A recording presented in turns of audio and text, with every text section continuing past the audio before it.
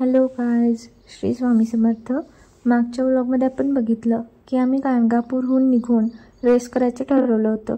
त्या दिवशी आल्यानंतर आम्ही रेस्ट घेतली आणि आलीला प्राणी खूप आवडतात. मग त्याला बकरी दाखवायला घेऊन गेलो. मग संध्याकाळी आम्ही स्वामींचा प्रसाद घ्यायला गेलो.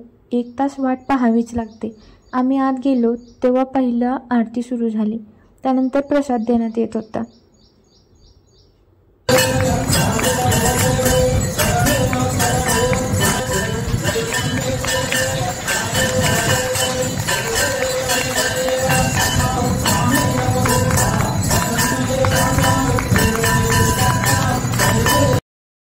प्रसादालयाची स्वच्छता व देखभाल खूप चांगल्या प्रकारे केली जाते.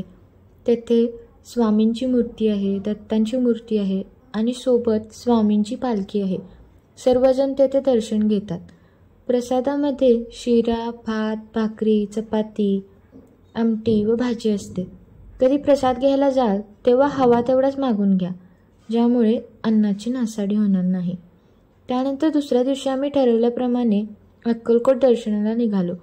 पहिला स्वामींचे दर्शन घेतले, फोटोज घेतले आणि 500 रुपीज 5 ठिकाणी फिरवून आणून सोडण्यासाठी रिक्षा केली. 1 ते 2 किलोमीटरवरती ही सगळी ठिकाणे आहेत. 5 ठिकाणी ते फिरवून आणणार होते. 1 ठिकाणास जाण्यासाठी प्रत्येक व्यक्तीला 20 रुपये असे घेतात. आम्ही एकच रिक्षा ठरवून पुढे गेलो होतो. सगळ्यात पहिला आम्हाला त्यांनी हजरत सय्यद शाह मुनावर कादरी दर्गाला नेलं, जी हिंदू व मुस्लिम दोघांसाठी श्रद्धास्थळ आहे. स्वामी हजरत सय्यद कादरी यांना भेटायला जात असत आणि हे 2 महान आध्यात्मिक व्यक्ती परस्पर स्नेह आणि सन्मान दर्शवत होते. त्या काळात दोघांचं तत्वज्ञान आणि भक्तीमध्ये फार मोठी समजूत होती. त्यानंतर आम्ही गेलो राजा राम महल. याला राजाराम महल किंवा राजाराम मंदिर असेही म्हटले जाते. राजाराम हे अक्कलकोटमध्ये स्वामींच्या काळात राहणारे एक भक्त होते.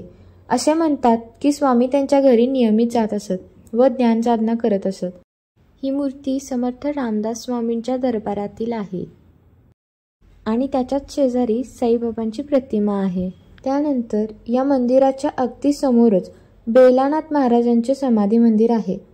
बेलानाथ महाराज हे एक महान नाथ संप्रदायाचे योगी होते. स्वामी आणि बेलानाथ महाराज यांच्यातला संबंध खूपच अद्वितीय आणि आध्यात्मिक आहे. स्वामी आणि बेलानाथ महाराज दोघेही एकाच दिव्य तत्वाची प्रकट रूप मानली जातात. स्वामींनी बेलानाथ महाराजांचा खूप सन्मान केला होता आणि बेलानाथ महाराज स्वामींना स्वयं नारायण मानत होते. त्या मंदिरामध्येच एक सुविचाराचीही पाटी लावली होती, जिथे लिहिलं होतं की इरादे शेकडो बनते हैं, बनकर टूट जाते हैं, अक्कलकोट वही आते हैं, जिन्हें स्वामी महाराज बुलाते हैं. त्यानंतर आम्ही गेलो तेथून 1 किलोमीटर अंतरावर असलेल्या खंडोबा मंदिरमध्ये. तेथील ही स्वामींची प्रतिमा आहे. स्वामी म्हणत असत की सगळं ब्रह्म एक आहे, रूप निरनिराळी आहेत, पण खंडोबा म्हणजे शिव आणि शिव म्हणजे ज्ञान. ब्रह्मांड नायक श्री स्वामी समर्थांनी अहमद अली खान रिसाईलदार नावाच्या फकीराला रिकाम्या चिलीमधून धूर बाहेर काढून येथेच दाखवला होता. थोर ते स्वामी, थोर त्यांच्या लीला. श्री स्वामी समर्थ. याच्या पुढची ठिकाणं आपण पुढच्या व्लॉगमध्ये कंटिन्यू करू. श्री स्वामी समर्थ.